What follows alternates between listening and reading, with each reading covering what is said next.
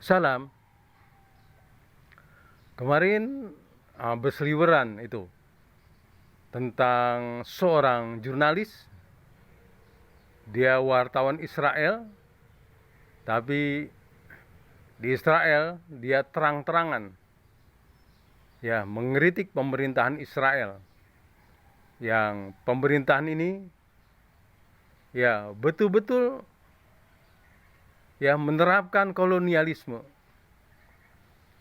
Jadi wartawan ini, jurnalis ini, dia mengamati bagaimana ya semenjak Israel berdiri sampai sekarang, dan perilaku Israel terhadap warga Palestina yang ya dia mengkritik bahwa itu ya bentuk kolonialisme yang penuh kekejaman. Dia menceritakan bagaimana perbedaan kota-kota di Israel dengan kota-kota di Gaza dan tepi barat. Sangat jomplang sekali.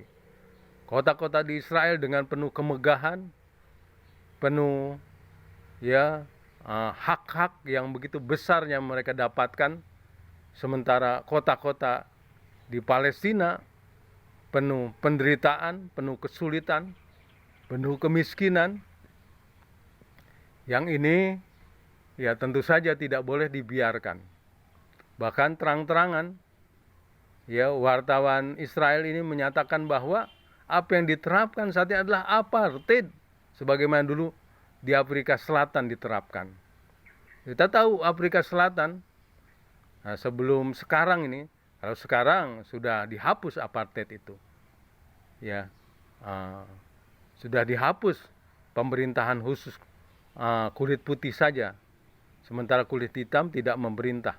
Itu sudah dihapus, dan itu bisa dihapus karena memang dunia bersepakat, dunia ini bersama-sama menghilangkan praktek penjajahan atas kulit hitam di Afrika Selatan.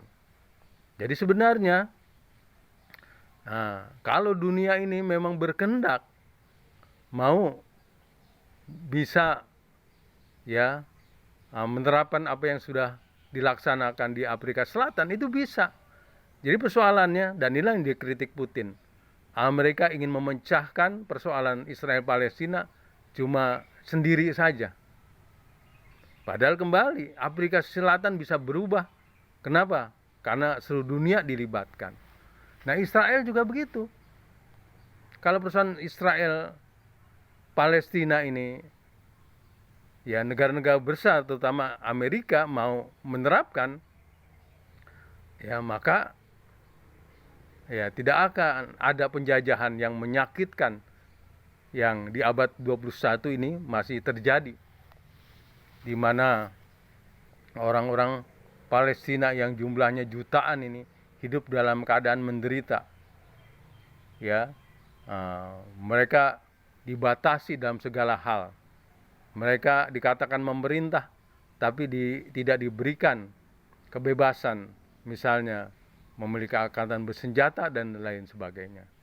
Jadi inilah yang dikritik oleh seorang jurnalis dari Israel sendiri.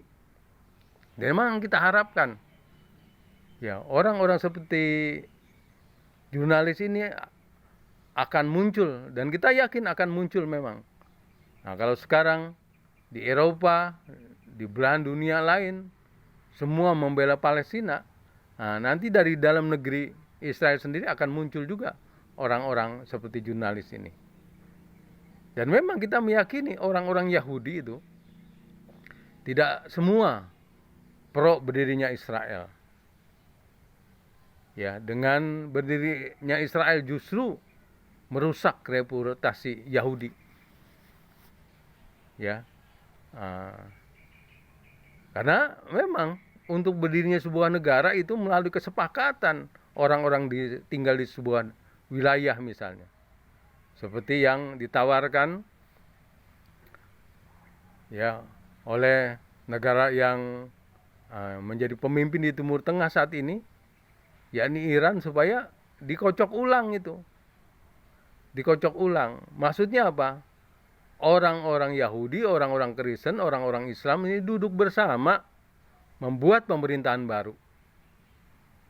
Mereka bikin pemilu yang adil, yang dipantau oleh dunia internasional.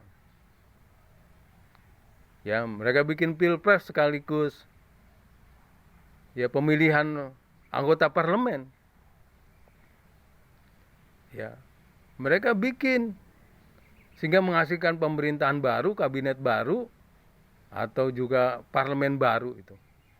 Dari hasil pilihan orang-orang Yahudi, Kristen maupun Palestina, dengan catatan tentunya orang-orang Palestina yang sudah terusir itu ya dikembalikan lagi ke Palestina sehingga mereka bisa memilih. Nah, kalau memang sepakat dunia mau seperti ini, ya blok barat mendukung, American Gang mendukung, akan terwujud itu. Sebagaimana di Afrika Selatan. Jadi persoalannya adalah karena American Gang ini masih pola lama. Dia ingin mengatur-ngatur dunia sendiri. Ya. Nah, terbukti sekarang dia terpuruk dalam perang Ukraina. Berapa dana yang sudah terkuras untuk perang. Nah, padahal Amerika maupun negara-negara barat sedang menghadapi masalah-masalah yang terkait dengan dana mereka untuk membangun, terkuras itu peperangan. Dan ini peperangan sudah 2 tahun. Ya. Peperangan sudah 2 tahun, lalu ingin ada peperangan lagi di Timur Tengah antara Palestina dan Israel, dibikin front baru lagi. Ini pasti Amerika maupun Eropa akan mengalami kehancuran dan memang akan berakhirnya blok barat berbarengan dengan kehancuran Israel.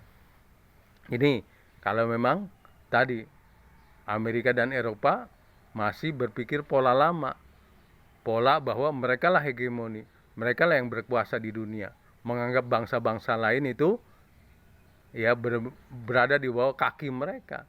Sekarang dunia berubah, terutama kaitannya pembentukan opini. Ketika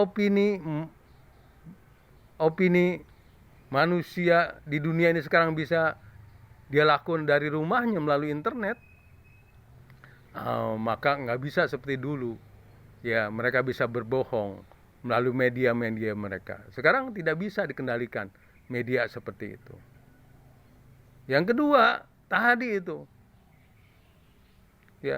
Di seluruh dunia punya hacker-hacker yang bisa merusak sebuah negara. Dari Indonesia saja terkenal hackernya tuh. Bisa mengacak-acak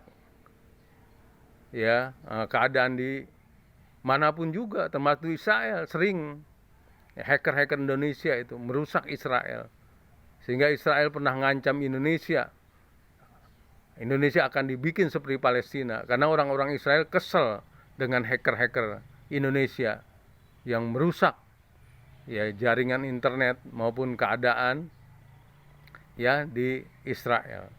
Ini pelajaran. Itu baru dari Indonesia, belum dari negara-negara yang terkenal hacker-hackernya. Ini jadi kembali, pandangan seorang wartawan ini benar-benar dari hati maupun tadi, penelitian penglihatan yang tulus. Dia menginginkan bagaimana hubungan Israel-Palestina ini tidak hubungan antara penjajah dan yang dijajah.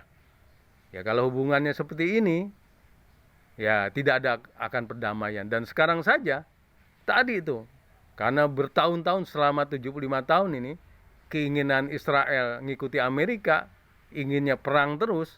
Nah, sekarang kondisi sekitar Israel sudah kuat. Punya ribuan, bahkan Iran sudah punya ratusan ribu rudal. Jadi kalau pendekatannya adalah pendekatan kekerasan, pendekatan kuat-kuatan, pendekatan perang, ya hancurlah Israel dalam 75 tahun ini. Salam.